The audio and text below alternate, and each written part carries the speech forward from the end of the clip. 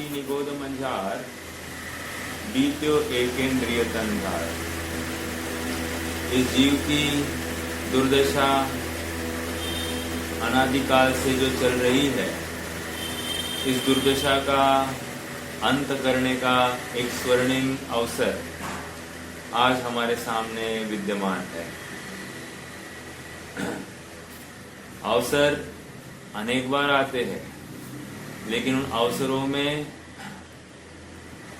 में अवसर देखना ये भी एक कला है। क्यों? अक्सर जीव अवसरों में आपदा देखता है, और जो आपदा देखता है वो हताश होता है, और हताश होकर अपना काम करने से चूकता है। प्रकरण ज्ञेय तत्व प्रज्ञापन अधिकार का चल रहा है, और ज्ञेय तत्व प्रज्ञापन में यहाँ पर सामान्य द्रव्य प्रज्ञापन अधिकार चल रहा है। सामान्य द्रव्य प्रज्ञापन अधिकार कहकर आचार्य देव ज्ञेय का स्वरूप बताना चाहते हैं, और ज्ञेय का स्वरूप जो बता रहे हैं विशेषता ये सभी द्रव्यों में पाया जा रहा है। हालांकि ज्ञेय शब्द ज्ञान की अपेक्षा रखता है। ज्ञेय शब्द ज्ञान की अपेक्षा रखता है, इसलिए ज्ञेय का महत्व ज्ञानवान के लिए ही है, अन्यों के लिए कोई फर्क नहीं पड़ता। समझ में आ रहा है क्या? एक ज्ञेय को जानकर तकलीफ अन्य कहीं हुई नहीं है। ज्ञेय को जानकर तकलीफ एकमात्र इस जीव में ही हुई है। इसलिए ज्ञेय को जानने का कार्य इस जीव को ही करना है।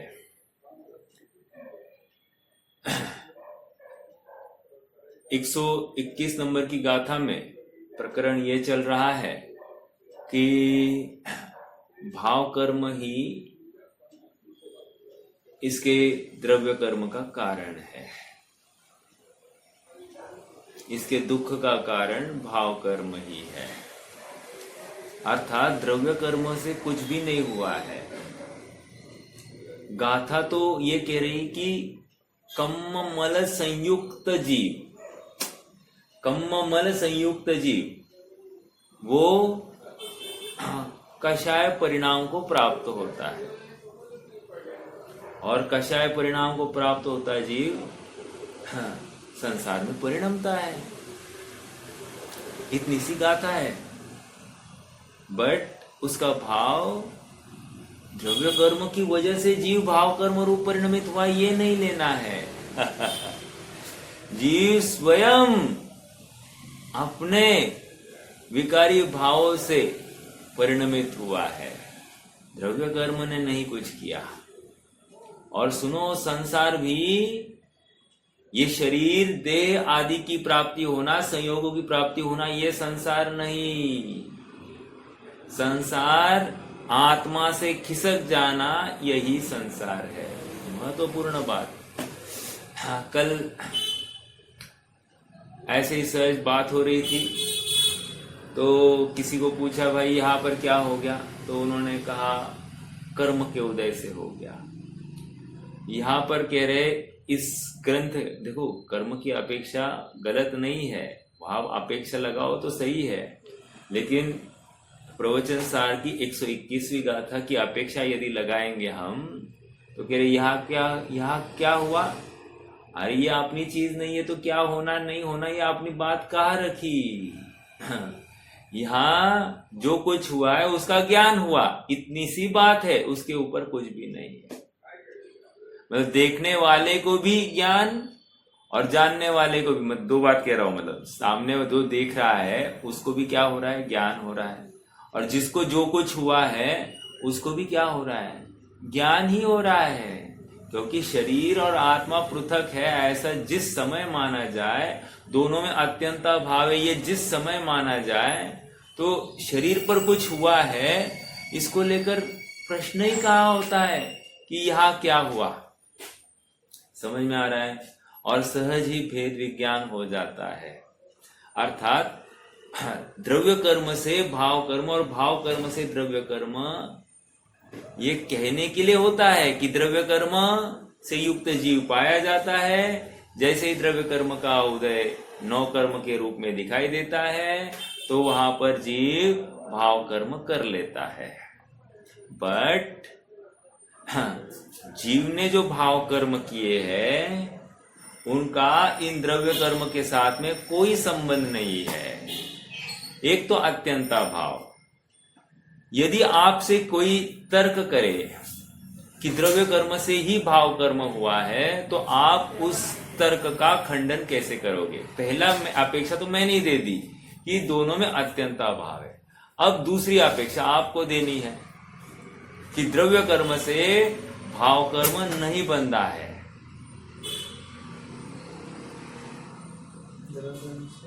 द्रव्य कर्म से भाव कर्म नहीं हुआ है, द्रव्य कर्म के उदय से भाव कर्म नहीं हुआ है। मुझे तो ये कहना, क्या तर्क देंगे?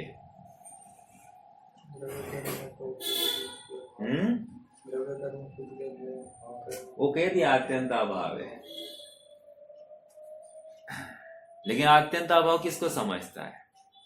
मैं थोड़ा सा, कोई बता सकता है क्या आप में से? देखो एक एग्जाम्पल लेते हैं। एक उदाहरण लीजिए कि मान लो कोई घर में हादसा हो गया है, बराबर। हादसा मतलब क्या? किसी संयोग का बढ़ना या घटना, दो में से एक, और क्या हो सकता है। तो मान लो घटना हो गया है, घट गया है, एक हाथ संयोग घट गया है। तो इसको लेकर घर में 10 सदस्य है, 10 सदस्यों को एक ही संयोग की प्राप्ति हो गई ना, मतलब एक वियोग का प्राप्ति हो गई है ना, बराबर। लेकिन 10 में से 10 जनों के परिणाम अलग अलग है कि नहीं? किसी को ज्यादा दुख है, किसी को कम दुख है, किसी को मध्यम दुख है। अर्थात किसी का 2 दिन के लिए दुख है, किसी का 1 दिन के लिए दुख है, किसी का आधे घंटे के लिए दुख है, किसी को दुख है ही नहीं। ऐसा हो सकता है क्या? हो सकता है। ये क्यों हो रहा है? ये क्यों हो रहा है?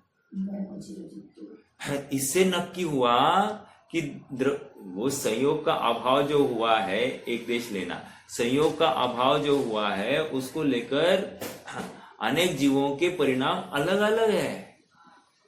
इसका मतलब वो संयोग ने कुछ नहीं किया है, तो संयोग के अलावा और कुछ था जिसकी वजह से हुआ है। और इसी को हम कह रहे हैं कि द्रव्य कर्म ने कुछ किया नहीं है, जो कुछ हुआ है जीव स्वयं भाव कर्म रूप परिणमित हुआ है। नहीं, लेकिन द्रव्य कर्म का तो उदय था ना, उदय था। लेकिन मान लो 170 डिग्रीज में द्रव्य कर्म का उदय था। मान लो चारित्र मोह का उदय तीव्र था, 70 डिग्री का चारित्र मोह का उदय था।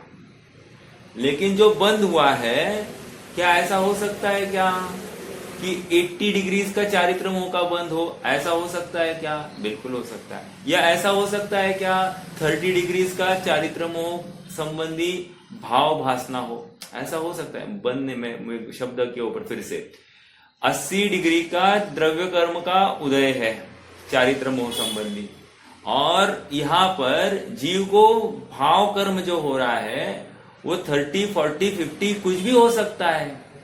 अर्थात ये जो कम हुआ है इसका कारण क्या? यदि ये 70 डिग्री होता तो यहाँ पर भी भाव कर्म भी 70 डिग्री ही होना चाहिए था। जो चेंज है, तफावत है, ये क्या दिखा रही है? ये दर्शाती है कि द्रव्य कर्म स्वतंत्र है और भाव कर्म स्वतंत्र है। हाँ, लेकिन भाव कर्म हुआ है ना, भाव कर्म हुआ है ना, भाव कर्म हुआ, वो उसका कारण हम बता रहे हैं। क्या है कारण?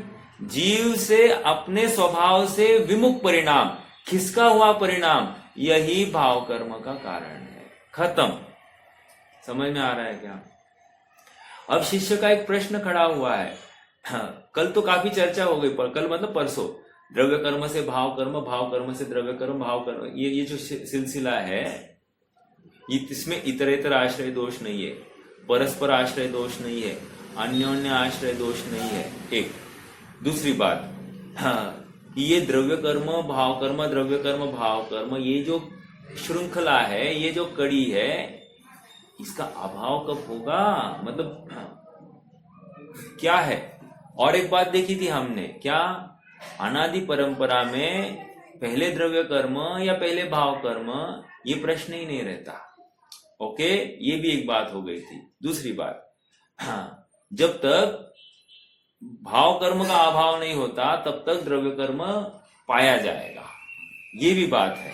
ठीक है, अब प्रश्न ये खड़ा हो रहा है कि ये भाव कर्म का अभाव कैसे हो? क्योंकि द्रव्य कर्म का अभाव करने में कोई समझदारी नहीं है।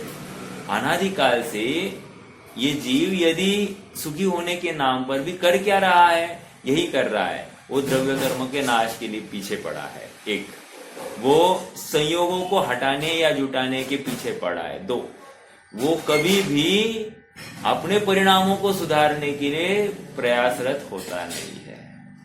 अपने परिणामों को सुधारना मतलब क्या? जैसा मेरा स्वभाव है वैसा अनुभव करना, इसी को परिणाम सुधारना कहते हैं। परिणाम में कुछ नवीन करना नहीं है।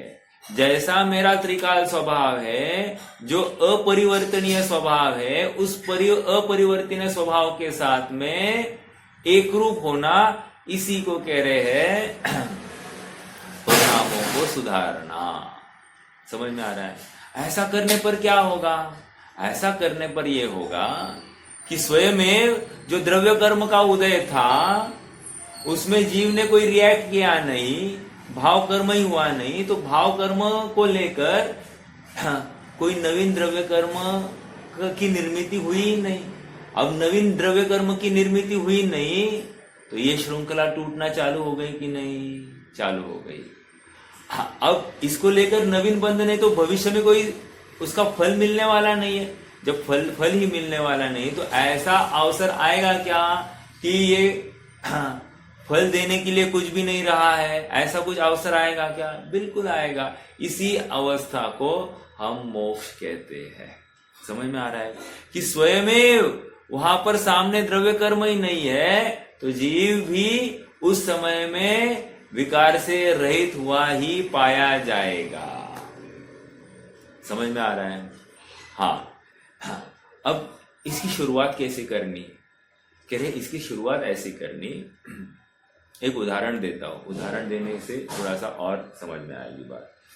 हाँ, एक लड़का है, पहले भी दिया है ये उदाहरण, इसमें ये पेटेंट उदाहरण चलता है, ये डॉक्टर साहब का ही उदाहरण है, मेरा अपना बनाया हुआ नहीं है। एक लड़का है, लड़का कुछ कुसंगति में फंसा है और ऐसा फंसा है कि उसको व्यसन लग गया है और जिस संग में जाता है वो जबरदस्ती उसको व्यसन करने के लिए प्रेरित करते ही करते हैं, नहीं तो फिर उनके साथ रह नहीं सकता। माता पिता इस बात को लेकर चिंतित है, तो एक दिन माता पिता अपने बच्चे को सामने बिठाते हैं, बेटा ये जो हो रहा है ये इससे तुम्हारा मनुष्य भाव का पतन होना है और हम जैन कुल में जन्मे हैं, जैनी व्यसनों से युक्त हो, ये कोई शोभनीय बात नहीं है। ये अनंत अनंत भाव का पुण्य जब फलता है तब जाकर ये मनुष्य भाव मिलता है और मनुष्य भाव में भी अनंत अनंत पुण्य खर्च करेंगे तब जैन कुल मिलता है।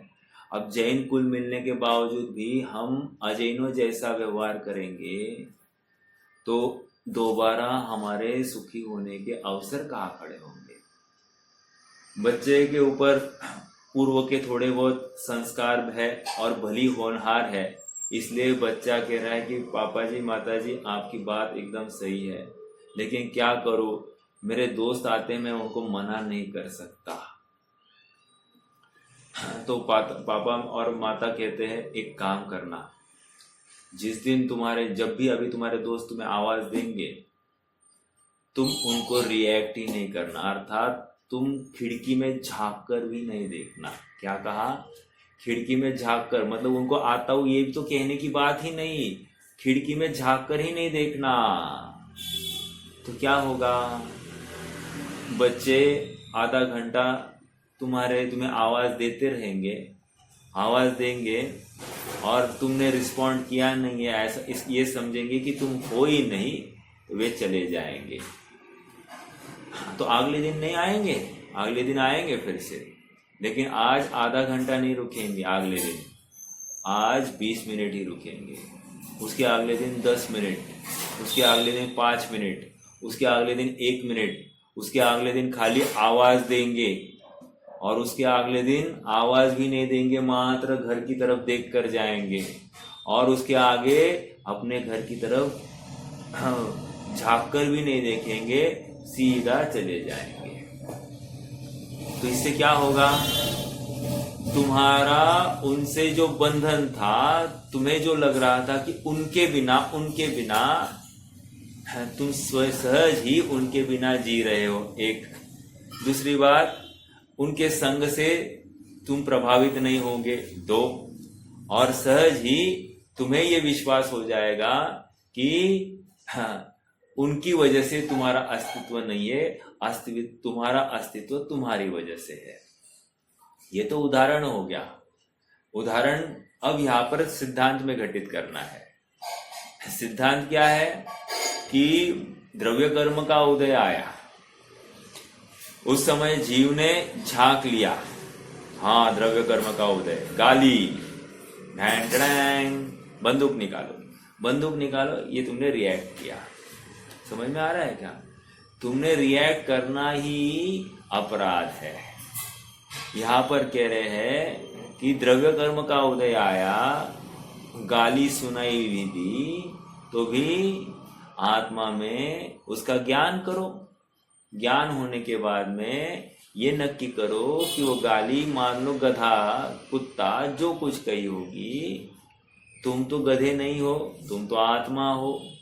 तो जब तुम आत्मा हो, ये नक्की तुम्हें विश्वास हो रहा है, तो तुम्हारे ज्ञान दर्पण में वो मात्र शब्द रूप झलका है। शब्द झलकने से वो आत्मा का ही परिणाम हुआ है, ये नक्की करो। जब आत्मा का ही परिणाम हुआ है तो तुम्हें उसमें रिएक्ट करने की जरूरत क्या?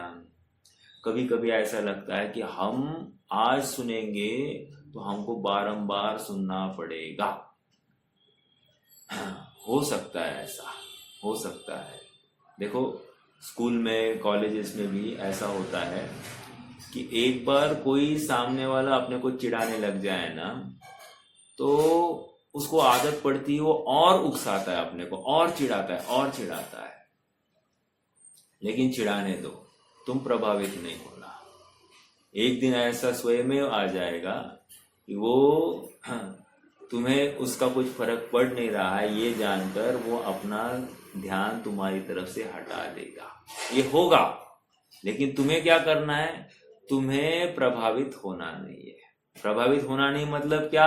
तुम्हें अपने स्वभाव के अनुरूप चिंतन करना है। अर्थात यह मैं हूं, मुझ में पर का प्रवेश नहीं है, ऐसा जो निर्णय तुम्हें किया है, इसकी दृढ़ता और वृद्धिंगत करनी। जितनी सामर्थ्य तुम में हो, जितना तुम्हें स्वभाव का निर्णय हुआ है, उतनी तुम्हारी स्वभाव की सन्मुखता या स्वभाव का आश्रय होगा, तो तुम बाहर की क्रियाओं से, बाहर के संयोगों से प्रभावित नहीं होगे।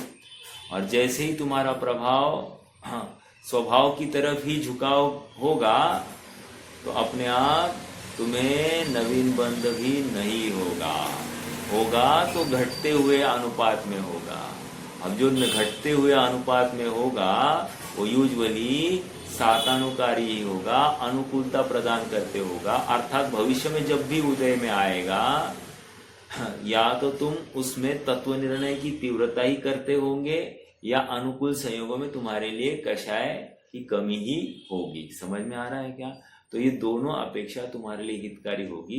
इसलिए तुम तो अभी तत्व चिंतन करो। समझ में आ रहा है? तो भाव कर्म का अभाव करना मतलब स्वभाव सन्मुखता करना। ठीक है, आइए थोड़ा सा अपन स्वामी जी के अंश को पढ़ेंगे।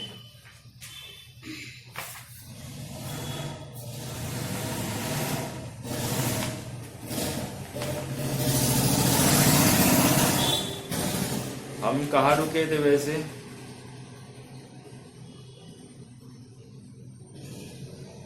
चलिए पेज नंबर 141 पर आ जाइए।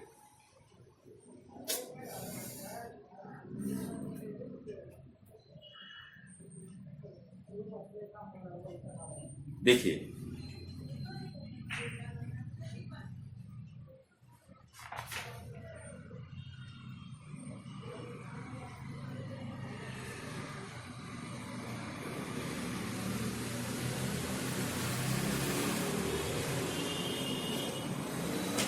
एक 142 पर आ जाइए। 142 पर आ जाइए।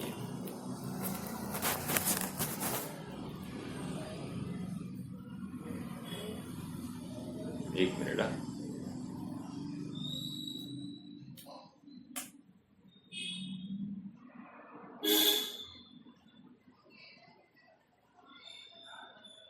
कहाँ गए भाई?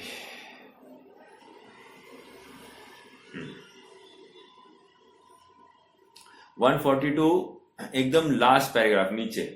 जिस प्रकार, मिल रहा है क्या? जिस प्रकार तीली में तेल, पत्थर में आग, दूध में पानी और खान में समल सोना आरंभ से ही है। आरंभ से है का अर्थ क्या? आरंभ से है मतलब क्या? अनादि से है। बहुत अच्छा, अनादि से है। आरंभ से है मतलब क्या? इसका स्टार्टिंग है ऐसा नहीं कहना, स्वभाव से ही है। हाँ, आगे। कारण पाकर जब इन्हें जुदे होता देखते हैं तब पता चलता है कि ये मिली हुई अवस्था में भी जुदे जुदे थे। ये सेम बात कहां पर आई है? कौन बता सकता है?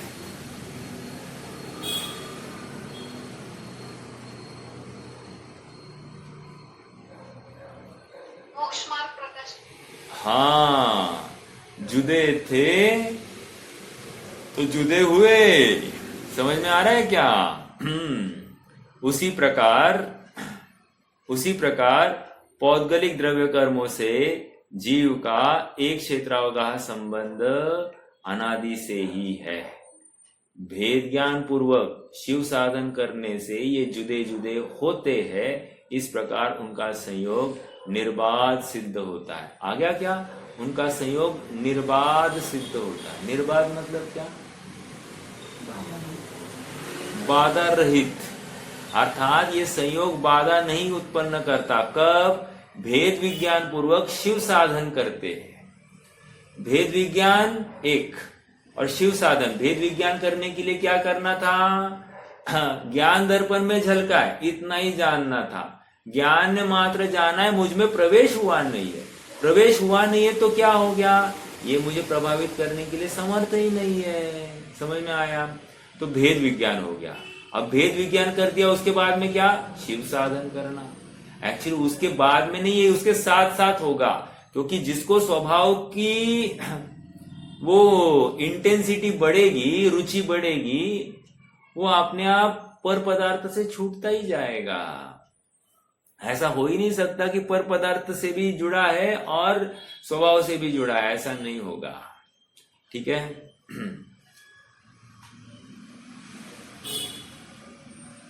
अब देखो स्वामी जी का स्पष्टीकरण। अशुद्ध उपादान, नीचे, अशुद्ध उपादान अथवा अपनी एक समय की विकारी योग्यता नए द्रव्य कर्म का कारण है। ये कौन से नए से कथन है? फिर से, अशुद्ध उपादान अथवा अपनी एक समय की विकारी योग्यता नए द्रव्य कर्म बंध का कारण है। नए द्रव्य कर्म बंध का कारण है।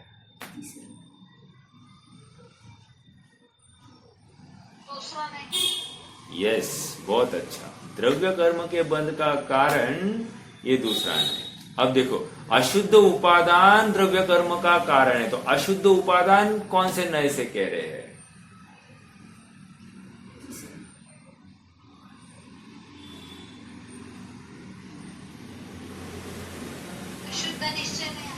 अशुद्ध निश्चय ने कहो, तीसरा नय भी ले सकते हैं। समझ में आया क्या? देखो, जीव ने कर्म बांधा है, इतना ही है ना, ये द्रव्य कर्म जीव का ही है, ये जितना जब भी कहेंगे दूसरे नए का कथन आता है। और अशुद्ध उपादान से, ये विकार से ये जीव कर्म बंध को प्राप्त हुआ है, ये जब कहेंगे तो अशुद्ध निश्चय नय का कथन, या तीसरा नय क्या है, उपचरित सद्भूत व्यवहार नय। ठीक है। हाँ, देखो, एक ही घटना को हम किस एंगल से देख रहे हैं, उस एंगल से नय भी घटित हो रहा है। ठीक है। अशुद्ध उपादान अथवा अपनी एक समय की विकारी योग्यता ही नए द्रव्य कर्म का कारण है। अब देखो, यहां पर विकारी योग्यता मतलब क्या? एक समय की विकारी योग्यता मतलब भाव कर्म।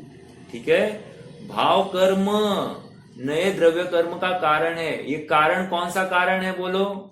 निमित्त कारण या उपादान कारण? द्रव्य कर्म का निमित्त कारण या उपादान कारण?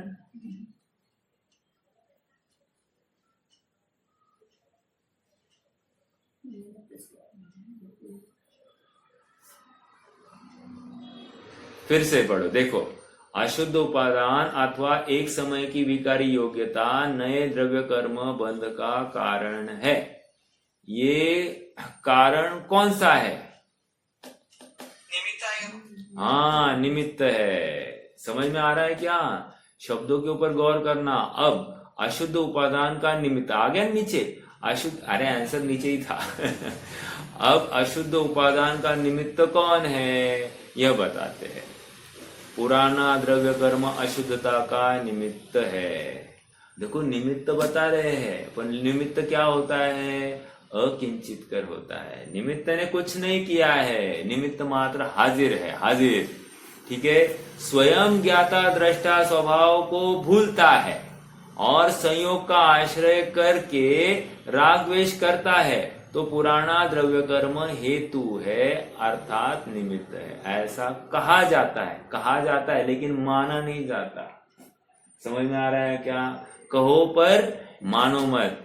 उपादान कारण तो स्वयं की योग्यता है और निमित्त कारण जड़ कर्म है।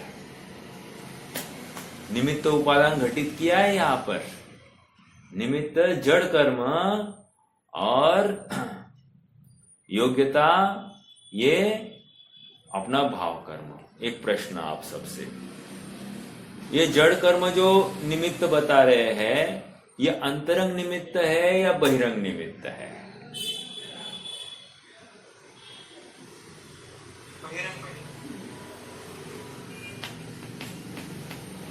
क्यों? अंतरंग तो विकारी भाव है। नहीं। देखो, मैं निमित्त ही कह रहा हूं ना। जब निमित्त कह रहा हूं तो निमित्त दो प्रकार के होते हैं, एक अंतरंग निमित्त, एक बहिरंग निमित्त। अच्छा, अंतरंग निमित्त क्या है? द्रव्य कर्म का उदय। तो बहिरंग निमित्त क्या होगा? जैसे मुझे क्रोध हुआ, ये भाव कर्म, राइट? ये क्या हो गया? उपादान। ठीक है। उपादान कारण क्या है? भाव कर्म, जो मुझे क्रोध हुआ। हाँ, उसमें कारण कौन? बाहर देखा, द्रव्य कर्म है। कौन सा द्रव्य कर्म है? कह रहे चारित्र मोह, मतलब क्रोध नामक चारित्र मोह का उदय। समझ में आया? तो ये द्रव्य कर्म का उदय दिखाई दिया, दो। अब कह रहे ये क्या है? क्रोध नामक द्रव्य कर्म, ये अंतरंग निमित्त है। मैं बताऊंगा, उसका कारण भी बताऊंगा। और कोई बहिरंग निमित्त हो सकता है क्या? हाँ, हो सकता है। कौन? गाली। समझ में आया? तो ये गाली क्या हो गई? ये हो गई बहिरंग निमित्त। अगला प्रश्न। हाँ, तो बाहर के संयोग बोलेंगे क्या बोलेंगे? हाँ, संयोग ले लीजिए। यस, हाँ, ठीक है। लेकिन बहुत दूर के हैं ना। देखो,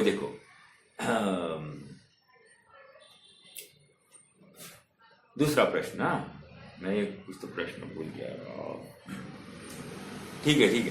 तो कहा बात थी अपनी कि गाली ये बहिरंग निमित्त, द्रव्य कर्म ये अंतरंग निमित्त, और मुझे जो विकार हुआ ये उपादान। समझ में आ रहा है? उपादान स्वयं उस अपने स्वभाव के सामर्थ्य से वो परिणमित हुआ है विकारी, और जब विकार को प्राप्त होता है उस समय द्रव्य कर्म का उदय दिखाई देता है। अब इसको अंतरंग निमित्त क्यों कह रहे हैं, ये थोड़ा समझ लेना।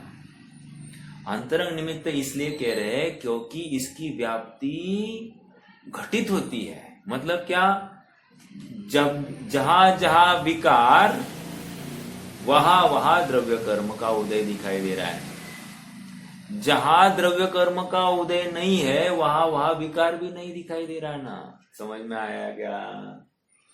फिर से, जहां जहां विकार वहां वहां द्रव्य कर्म का उदय है। मान लो मुझे कषाय हुई, तो कषाय हुई तो सामने द्रव्य कर्म का उदय होता ही होता है। और देखो द्रव्य कर्म का उदय नहीं है तो मुझे कषाय भी नहीं हो रही है, तो इसलिए इसको अंतरंग निमित्त कह रहे हैं। ठीक है? व्याप्ति अन्वय व्यतिरेक शैली घटित हो रही है, व्याप्ति घटित हो रही है, इसलिए ये क्या हो गया? ये अंतरंग निमित्त है। कौन अंतरंग निमित्त है? द्रव्य कर्म। द्रव्य कर्म ऐसा भी हो सकता है ना? क्या कहा? बहिरंग निमित्त हो भी या नहीं भी, फिर भी अंतरंग से हो सकता है। Correct correct correct. मतलब क्या? मतलब क्या? आप ही थोड़ा ओपन कीजिए। मतलब संयोग नहीं है, फिर भी विचार से ही क्रोध आता है। हाँ, स्वयं किसी ने गाली दी ही नहीं, लेकिन आज बहुत छटपटाहट हो रही है, आकुलता हो रही है। क्यों हो रही है? नहीं ना, शरीर में व्याधि भी नहीं, अपने आप क्रोध आ रहा है। या तो हो सकता है पूर्व का स्मरण करके एक, या स्वयमेव क्रोध को प्राप्त होता है, कुछ भी हो सकता है। ठीक है? हाँ जी। तो ये बात आगे, चलिए आगे बढ़ना है। अब अशुद्ध उपादान का निमित्त कौन है यह बताते हैं। पुराना द्रव्य कर्म अशुद्धता का निमित्त है। अंडरलाइन द वर्ड पुराना द्रव्य कर्म। नवीन द्रव्य कर्म कुछ नहीं कर सकता। एक, स्वयं ज्ञाता दृष्टा स्वभाव को भूलता है और संयोग का आश्रय करके राग द्वेष करता है, तो पुराना द्रव्य कर्म हेतु है, अर्थात निमित्त है। हेतु अर्थ देखो, वहां पर हेतु कहकर वे रुके नहीं, आगे उन्होंने लिखा निमित्त है, क्योंकि हेतु तो दो प्रकार के हैं।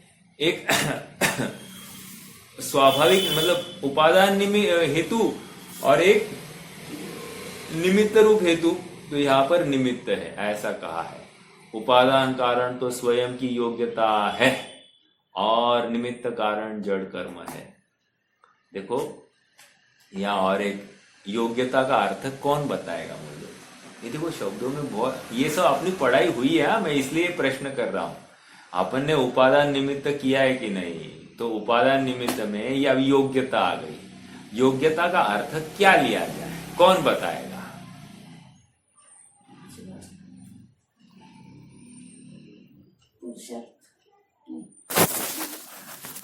यार योग्यता बताइए। उपादान कारण तो स्वयं की योग्यता है और निमित्त कारण जड़ कर्म है। देखो, हाँ, प्रिया भाभी ने कहा तत्समय की योग्यता, ये उपादान कारण है। यही ना तत्समय की योग्यता ही कहा ना, अर्थात उसी को तत्समय की योग्यता मतलब क्या था? आपने 5 समवाय में घटित करके दिखाया। वैसे चलो ठीक है, मुझे हाँ 5 समवाय ही है। हाँ, देखो उपादान कारण एक, त्रिकाल उपादान, ये भी उसका कारण है। जीव में क्रोध करने की योग्यता, स्वभावगत योग्यता, स्वभावगत विभावगत योग्यता, आई एम वेरी सॉरी, विभावगत योग्यता, ये हो गया उसका त्रिकाल उपादान कारण। और उस समय में ये राग द्वेष से परिणमित हुआ, ये हो गया उसका क्षणिक उपादान कारण। जीव में अब आप कहोगे साहब ये तो उल्टी पट्टी पढ़ा रहे हो आप, हमने तो जीव में त्रिकाल उपादान में तो ये कर ही नहीं सकता, ऐसा आया है, क्योंकि स्वभाव में कभी विभाव होता नहीं है, ऐसा सुना है। लेकिन ये आप क्या कह रहे हो? देखो यहाँ पर अपेक्षा इतनी ही है कि जीव कषाय रूप परिणमित हो सकता है कि नहीं, अर्थात परिणमित हुआ है इसका मतलब उसमें सामर्थ्य है कि नहीं कषाय रूप परिणमित होने की, है ना सामर्थ्य, कहा विरोध है सामर्थ्य। फिर आप क्यों टोकते हो? अगर ये स्वभाव है तो आप टोकते क्यों हो? अरे इसलिए टोक रहे हैं क्योंकि तू दुखी हो रहा है। समझ में आ रहा है क्या? तू दुखी हो रहा है इस परिणमन में, और ये तेरा, और तू स्वाभाविक परिणमन में तू सुख का अनुभव करता है। समझ में आ रहा है क्या? तो तुझे क्या चाहिए? दुख चाहिए या सुख चाहिए? नहीं, ये स्वाभाविक है कि नहीं? तुझे क्या चाहिए? सुख चाहिए, दुख चाहिए? यदि तुझे सुख चाहिए तो फिर ये योग्य परिणमन नहीं। समझ में आ रहा है क्या? हाँ, ये थोड़ी सी अपेक्षा अलग है। आप यदि त्रिकाल उपादान में कषाय रूप परिणमित होने की योग्यता ही नहीं, अगर ऐसा कहोगे तो ये यहां पर बात, मतलब पास समय नहीं बैठ रहे ना। फिर समझ में आ रहा है क्या? यह बात नहीं बैठ रही है। अर्थात त्रिकाल उपादान चाहिए, यहां पर राग करने का उपादान चाहिए, और तत्समय की योग्यता तो है ही, क्योंकि उस तक कालम तम मयंती पण्णतम, अर्थात उस काल में उस रूप परिणमित हुआ जीव वही है। आई थी कि नहीं बात?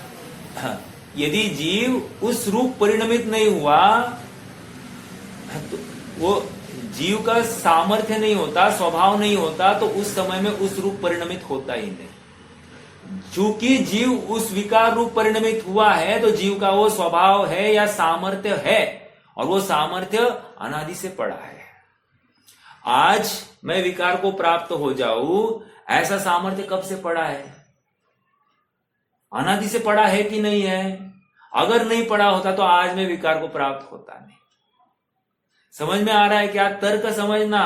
हाँ, वो बात अलग है कि स्वभाव में विभाव होता ही नहीं है, अर्थात स्वभाव विकार को प्राप्त होता ही नहीं, अर्थात जीव अपने स्वभाव को छोड़ता ही नहीं है, वो दृष्टि का विषय भूत स्वभाव है। हमारी बात ये नहीं चल रही है। हमारी बात ये है कि इसकी सामर्थ्य ऐसी पड़ी है कि नहीं पड़ी है। हाँ, एक बात तो ये योग्यता के ऊपर अपन ने चर्चा की। तो क्या आया था? उपादान कारण तो स्वयं की योग्यता है और निमित्त कारण जड़ कर्म। हालांकि यहां पर वो एक विशिष्ट कार्य की ओर संकेत कर रहे हैं ना, तो विशिष्ट कार्य की ओर जब संकेत करेंगे तो लॉजिकली बात क्या बैठती है कि उस समय में वो द्रव्य उस रूप परिणमित हुआ है। ठीक है? विकारी परिणाम नहीं हो तो पूर्व कर्म निमित्त भी नहीं कहलाते और नए कर्म भी नहीं बनते, किंतु विकारी परिणाम करता है, इस कारण नए कर्म का बंध उनका कार्य है और पूर्व के द्रव्य कर्म उसके कारणभूत है। कार्य और कारण बताया क्या? ये विकारी परिणाम का कार्य क्या है? नवीन द्रव्य कर्म, और विकारी परिणाम क्यों हुए? तो पूर्व का द्रव्य कर्म। ऐसा कहा जाता है, मानना नहीं।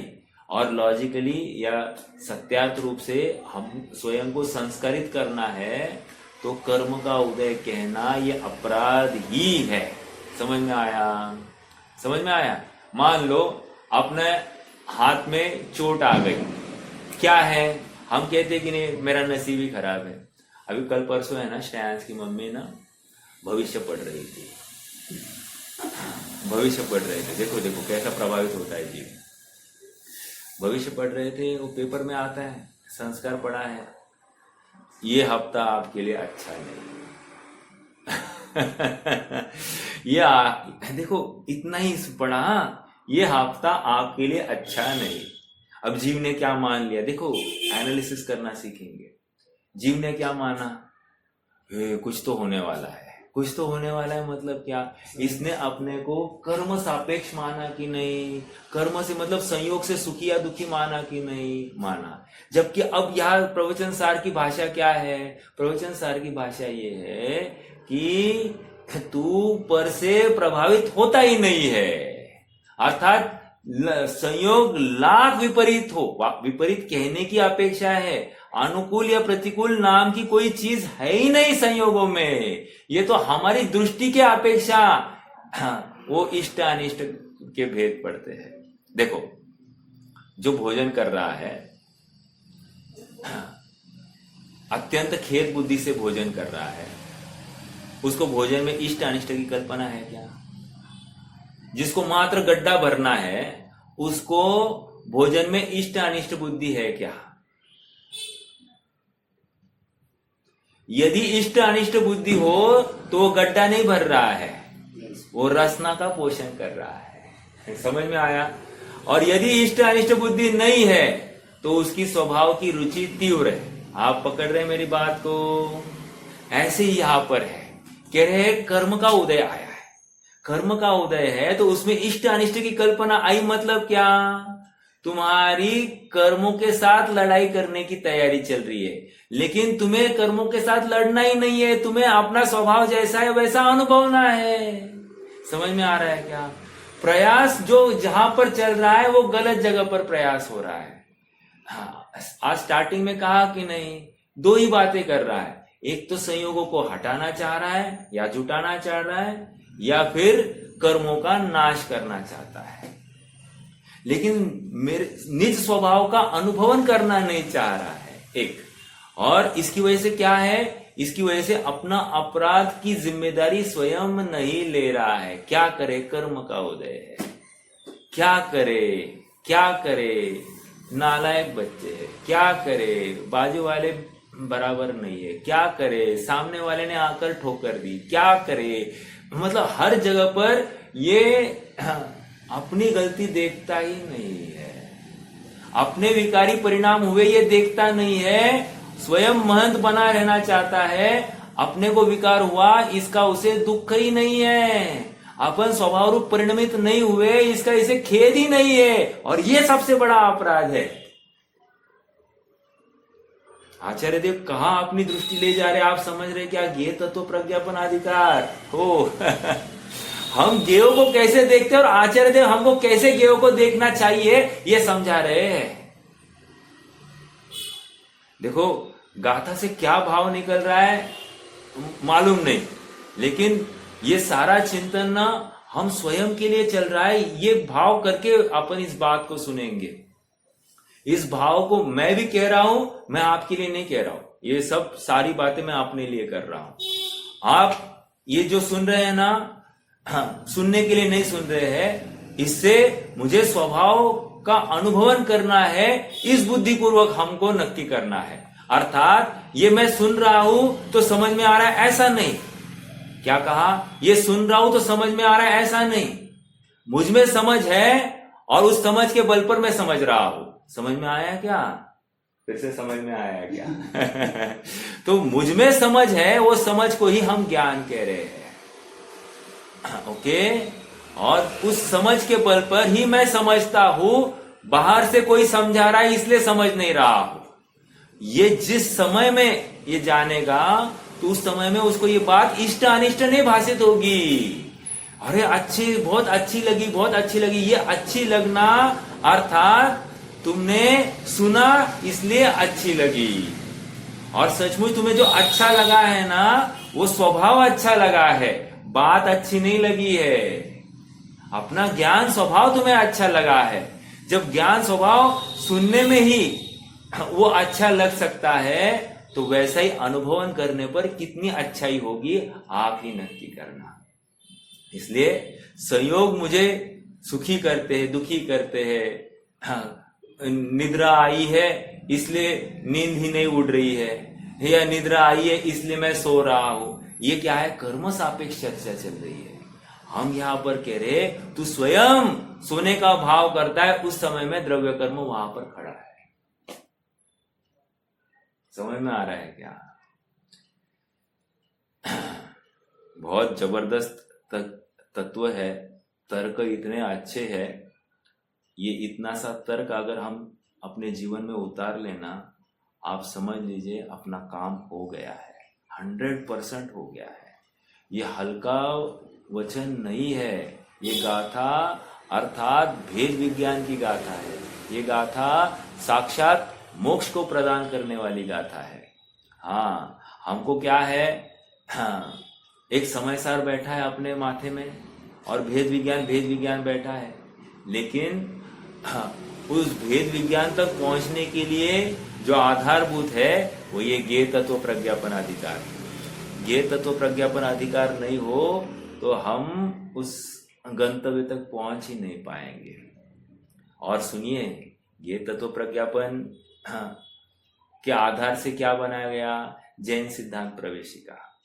ये सिद्धांत प्रवेशिका और कुछ नहीं है। ज्ञेय तत्व प्रज्ञापन क्या है? 6 द्रव्य क्या है, उनके स्वभाव, सामान्य गुण, विशेष गुण, पर्याय गुण, द्रव्य गुण, पर्याय, विश्व, ये जितनी भी चर्चाएं आई है ना, उनके संबंध, तादात्म्य संबंध, वो नित्य तादात्म्य, संयोग संबंध, एक क्षेत्रावकाश संबंध, ये जितनी भी चर्चा आई वहां पर, ये सारा इसका आधार ये प्रवचन सार है। हाँ, तो अगर प्रवचन सार समझना है तो पहले जैन सिद्धांत प्रवेशिका समझनी होगी। उसके बिना ये काम नहीं हो सकता। द्रव्य गुण पर्याय, उत्पाद व्यय द्रव्य, ये समझना ही पड़ेगा। जब तक ये कोर, ये बेसिक्स, ये फंडामेंटल्स हमको समझ में नहीं आते, आचार्य की एक वचन भी हम समझने में असमर्थ है। हाँ, चलिए, क्या रही बात? विकारी परिणाम नहीं हो तो पूर्व कर्म निमित्त भी नहीं कहलाते और नए कर्म भी नहीं बनते, किंतु विकारी परिणाम करता है, इस कारण नए कर्म का बंध उनका कार्य और पूर्व के द्रव्य कर्म उसके कारणभूत। ऐसे आत्मा के परिणाम होने से भाव कर्म को द्रव्य कर्म का कारण उपचार से कहा है। उपचार, देखो, हम पढ़ते तो है उपचार से, मानते नहीं है उपचार से।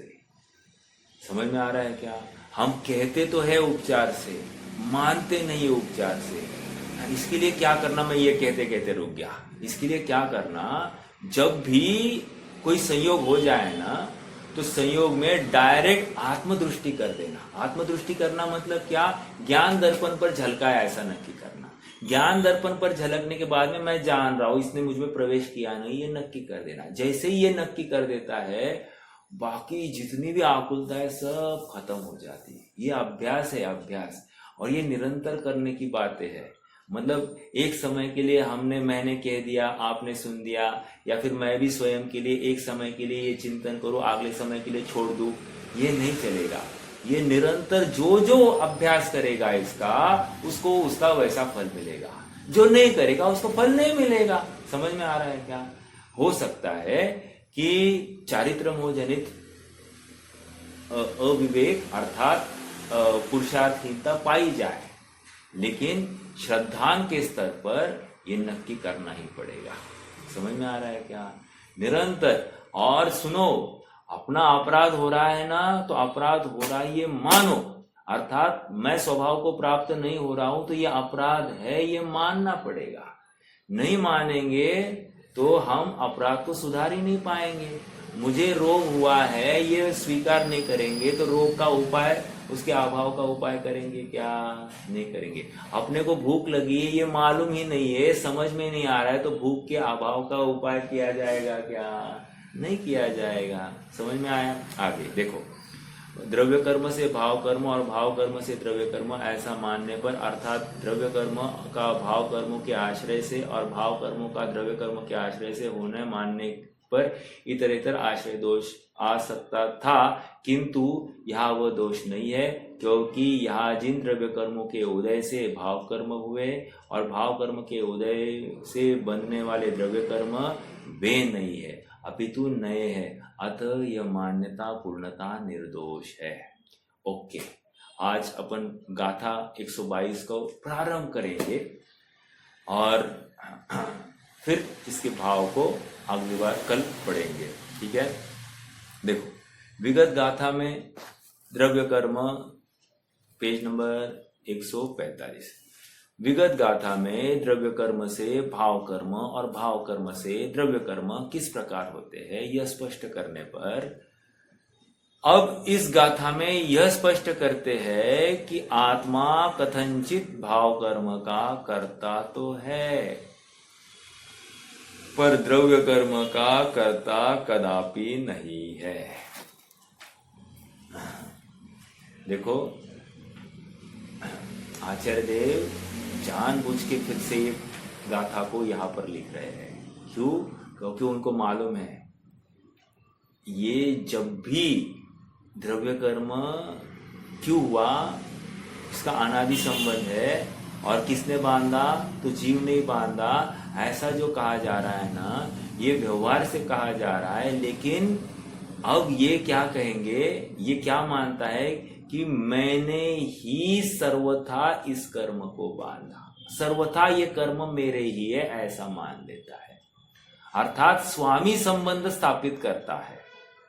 एग्जाम्पल बताओ, जैसे अब अपने को जो शादी होने के बाद में जो स्त्री अपने पास अपने साथ आई है, इसको सर्वथा अपना मानता है कि नहीं, पूर्ण अधिकार मानता है कि नहीं है? अर्थात किंचित भी उसमें कमी है क्या कि ये अपनी पत्नी नहीं है, ये मेरा पूरा अधिकार इसके ऊपर है, ऐसा मानता है कि नहीं मानता है? तो ये जो मानना है, कह रहे हैं ये अधिकार जमा रहा है, राइट? उसी प्रकार कर्म के ऊपर ये अधिकार जमाता है। जैसे ये शरीर है, अपना मानता है कि नहीं मानता है? अर्थात इस शरीर को कोई थोड़ी सी भी ठेस पहुंचाए, क्या कहता है? उसके प्रति द्वेष करके बैठ रखता है कि नहीं? रखता है। इसका मतलब 100% इस शरीर में पूरी एक ट्यूनिंग चल रही है, यही मैं हूं। अर्थात आत्मा और शरीर को भिन्न देखने की तैयारी ही हुई नहीं है। समझ में आ रहा है मैं इतनी बात क्यों कर रहा हूं? क्योंकि ये इसको पहले ही बता दिया है कि द्रव्य कर्म में भाव कर्म निमित्त भूत है, उपचार से ये है इसका कार्य। लेकिन ये क्या मान बैठता है, ये मेरा ही है। क्यों? क्योंकि उसके फल को भोग रहा है ना, और भोग कैसे रहा है? तन्मयता से भोग रहा है। यही मैं हूं, भिन्न जानकर करता ही नहीं है। समझ में आ रहा है क्या? इसलिए तन्मय होकर कर रहा है। देखो अब आइए यहां पर पढ़ेंगे। इसलिए ये गाथा कहने का भाव हुआ आचार्य देव को। पहले गाथा की स्याही सूखी नहीं, और इमीडिएटली यहां पर कह बैठे हैं कि द्रव्य कर्म का कर्ता जीव कदापि नहीं है। देखो कुंद स्वामी की एक शैली है, आप थोड़ी सी खासियत आप देख लीजिए। समय सार की 11वीं गाथा हुई क्या? नहीं, अच्छा मैंने सबको कहा था, एक होमवर्क दिया था कि आप सबको समय सार की पहली 12 गाथा का पाठ करके याद करना है। कितने जन ने वो उद्यम किया है?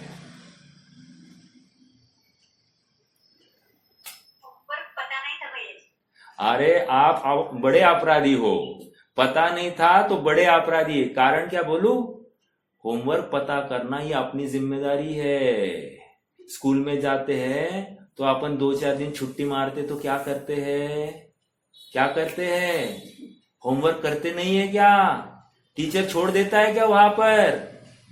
वहां पैसे भरे हैं, यहाँ पैसे नहीं भरे हैं, या वहां नुकसान दिखता है, यहाँ पर नुकसान नहीं दिख रहा है। अपराध अपना ही है, खेद होना चाहिए। ठीक है?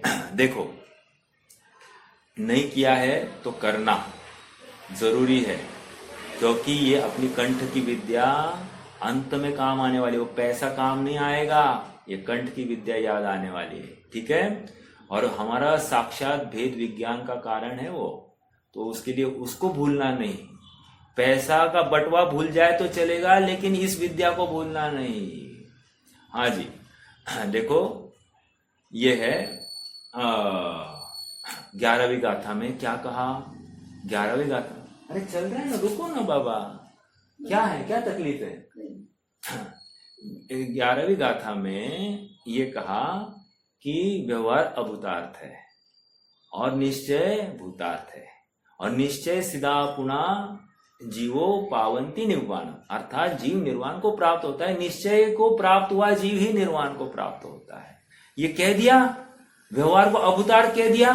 12वीं गाथा में आ जाओ, इमीडिएटली बोल गए नहीं रुको व्यवहार भूतार्थ है किसी किसी को, और निश्चय किसी किसी को किसी काल में प्रयोजनवान है। अच्छा, अभी एक गाथा पहले आप कह रहे थे व्यवहार अभूतार्थ है, अभी अगली गाथा में आप कह रहे कि भूतार्थ है। सेम बात यहां पर है। मैं इतनी बात क्यों कर रहा हूं, आपको आचार्य देव कैसे लिखते जा रहे हैं और उसके पीछे की उनकी माइंडसेट क्या है, वो जानते हैं कि जो पढ़ने वाला है वो किस रुचि वाला है, तो उसको इमीडिएटली वो अगला पक्ष भी खोलकर बताते हैं। समझ में आ रहा है? अर्थात अब हम क्या समझे, नए विवक्षा से जो अर्थ निकलता है वो अर्थ हम वहां पर ले। समझ में आ रहा है क्या? नए विवक्षा से हम जो अर्थ जहां पर निकलता है वही निकालेंगे। ओके, जैसे यहां पर हम क्या कह रहे हैं, अभी 121 गाथा में कहा द्रव्य कर्म से भाव कर्म, भाव कर्म से द्रव्य कर्म, ये श्रृंखला दिखाई ना। कर्म का कारण क्या, तो द्रव्य कर्म उपचार कारण कहा, और नवीन द्रव्य कर्म में ये कार्य उपचार से जीव का भाव कर्म रूप कार्य है। समझ में आ रहा? भाव कर्म जो जीव ने कषाय की उसकी वजह से फल क्या मिला, ये नवीन द्रव्य कर्म। तो ये जीव क्या मान बैठा, सर्वथा मेरी वजह से है, सर्वथा मेरा ही है ऐसा मान बैठा। इसलिए यहां पर पहले कह दिया कि नहीं, किसी काल में द्रव्य कर्म तेरा हो नहीं सकता, किसी काल में नहीं हो सकता। ओ हो हाँ, कितनी बड़ी बात। मतलब देखो, कर्णानियोग यहां पर खड़ा होगा तो कर्णानियोग क्या कहता है, हाँ, कि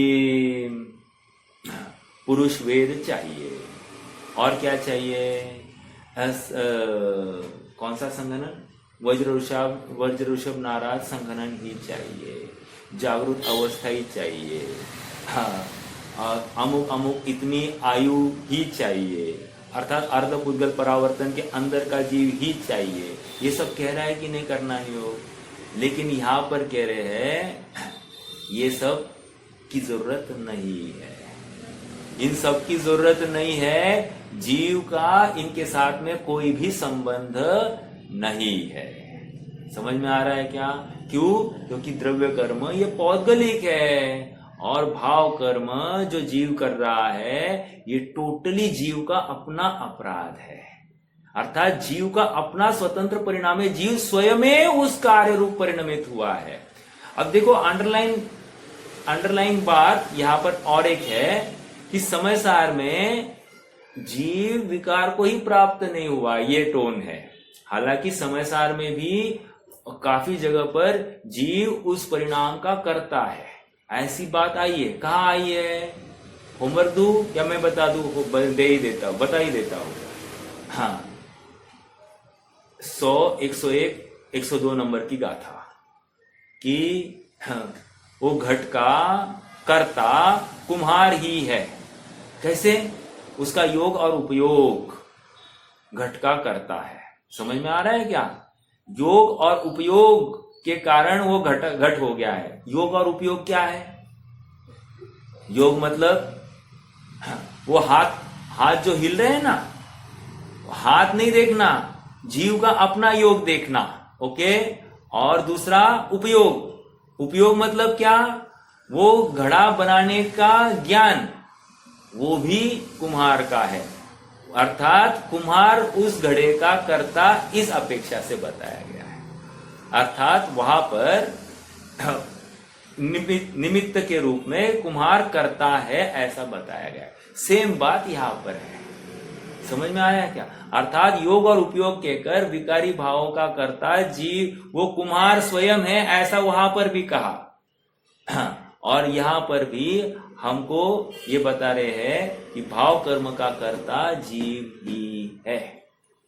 ठीक है, ये 7वीं 8वीं गाथा, आज प्रवचन सार की 7वीं 8वीं गाथा क्या आई है? तत् कालम तन्मयंती पण्णत्तम। ये जीव स्वयं उस काल में उस रूप से परिणमित होता है, अर्थात शुभ भाव से परिणमित होता हुआ जीव शुभ ही है, अशुभ भाव से परिणमित होता हुआ जीव अशुभ ही है, और शुद्ध भाव से परिणमित होता जीव शुद्ध ही है। अर्थात कोई भी अवस्था लो, वो जीव स्वयं उस कार्य रूप परिणमित हुआ है, अर्थात जीव ही उस कार्य का करता है, ऐसी बात यहां पर सिद्ध कर रहे हैं। ये प्रवचन सार की भाषा है, समय सार की भाषा शैली अलग है। आज का समय हो गया है, अपन गाथा कल ही लेंगे, पढ़ेंगे। आज के लिए रुक जाते हैं। कोई प्रश्न होगा तो कर सकते हैं, नहीं तो जिनवानी स्थिति है।